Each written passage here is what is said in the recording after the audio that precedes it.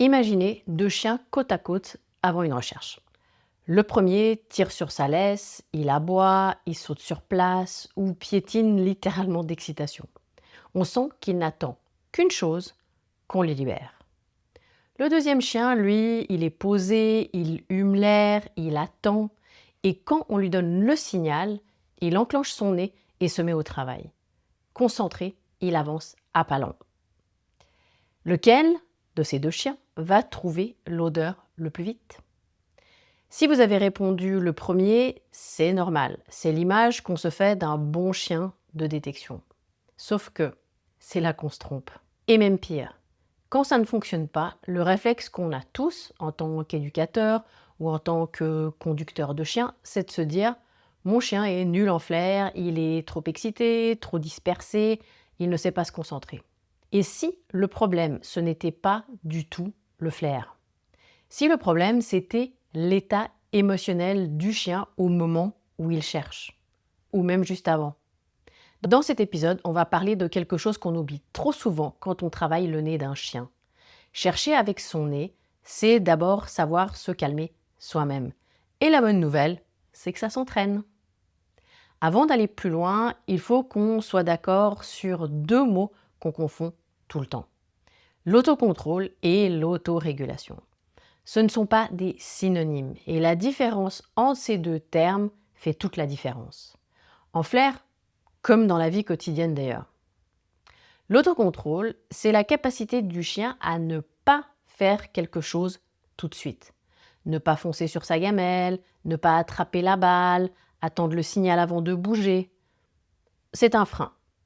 On appuie dessus et le chien retient son impulsion. L'autorégulation, c'est plus large et surtout plus profond.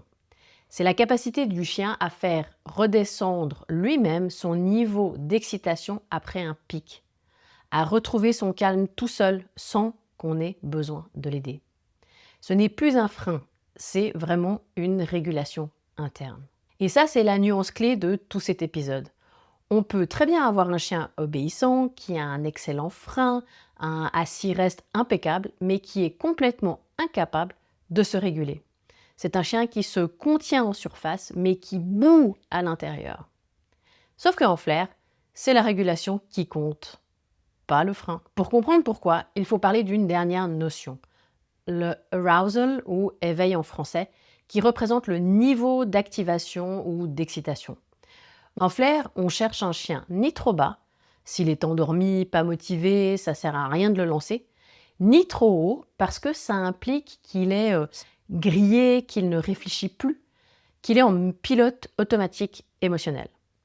Entre les deux, il y a une zone optimale et c'est celle qu'on vise.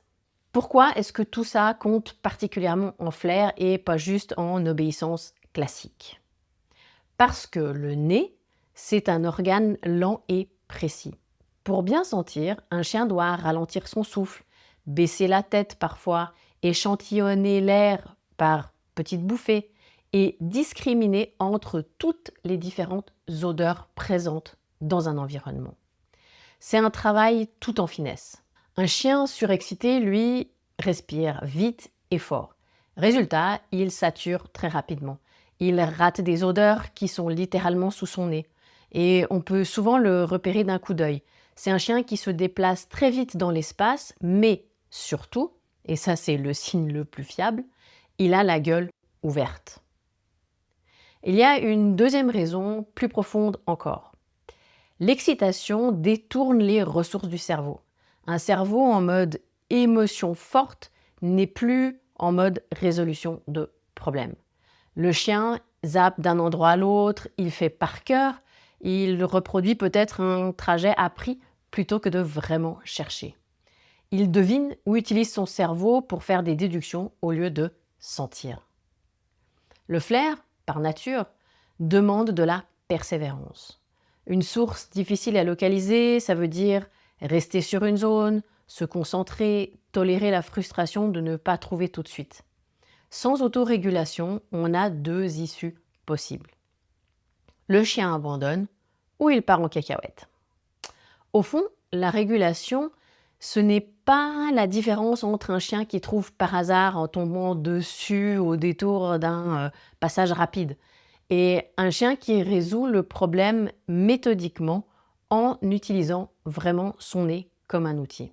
Concrètement, comment on repère ça sur le terrain? Il y a des signes qui ne trompent pas. Chez un chien suractivé, on observe un chien qui court dans la zone, une recherche en surface trop rapide, une fixation visuelle plutôt qu'olfactive. Il regarde plus qu'il ne sent. Et on a aussi une fameuse mâchoire ouverte, une queue parfois très haute et raide, et surtout l'incapacité à chercher calmement une fois qu'il est lancé. Chez un chien bien régulé, à l'inverse, il se branche direct sur l'odeur. On entend un souffle audible et régulier, le fameux reniflement profond. Sa gueule est fermée, son nez est actif, il prend le temps, il ose revenir sur une zone déjà explorée et il signale ou désigne calmement. Mais s'il y a un moment vraiment révélateur, un moment que je vous invite à observer particulièrement, c'est le retour au calme après qu'il ait trouvé, après la récompense. Un chien qui redescend vite, tout seul, c'est un chien qui se régule. Un chien qui reste activé, surexcité pendant encore 5 minutes après avoir trouvé et après avoir été récompensé, c'est un chien qui a un thermostat interne à entraîner. On arrive au cœur du sujet. Comment est-ce qu'on travaille concrètement cette autorégulation? Premier principe, et sans doute le plus important à retenir, on travaille le calme avant, pas pendant. La régulation se construit hors de la recherche, dans des rituels de calme, dans une attente posée, dans le fait d'apprendre à un chien à savoir s'ennuyer. On ne peut pas demander à un chien de se réguler en pleine excitation s'il n'a jamais appris à le faire au repos, dans le calme du quotidien. Deuxième outil, le rituel de mise en recherche. C'est une routine stable, ça peut être une position, un signal, une libération, qui dit au chien « on passe en mode flair ». Ce rituel l'aide à canaliser son énergie au lieu de la subir. Troisième point, doser l'excitation de départ. Il ne s'agit pas de le survolter, pas de « cherche, cherche, cherche » à répétition, ni de l'éteindre complètement. L'art réside dans le fait de trouver le bon niveau d'activation au moment du rituel de départ.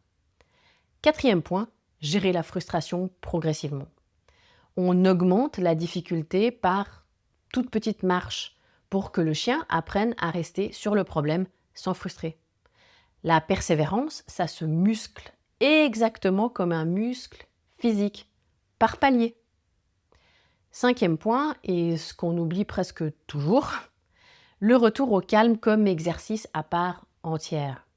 On récompense aussi le fait de redescendre. On marque les transitions. On finit une séance sur du calme plutôt que de l'excitation. Concrètement, ça peut être faire marcher le chien en ralentissant progressivement notre propre pas ou lui proposer un liquimat ou un tapis de lèche juste après la recherche. Perso, avec Happy, j'ai tendance à terminer une recherche sur une partie de jeu. Donc évidemment que ça fait encore plus monter son niveau d'excitation. Simplement, une fois qu'elle a son jouet, j'attends qu'elle redescende d'elle-même. Je ne vais pas la stimuler et la stimuler et la stimuler. On fait peut-être 2-3 lancers de balles ou je tire sur une corde et ensuite elle gagne son jouet et elle en fait ce qu'elle veut. Soit elle le laisse au bout d'un moment, soit elle rentre à la voiture avec. Sixième point, le rôle de l'humain. Un rôle discret mais déterminant. On doit être le point d'ancrage, pas le moteur. Un humain calme qui ne surstimule pas, qui ne met pas de pression, qui se déplace lentement, donne au chien l'espace nécessaire pour se réguler par lui-même. Et, dernier point essentiel, respecter le tempérament de chaque chien.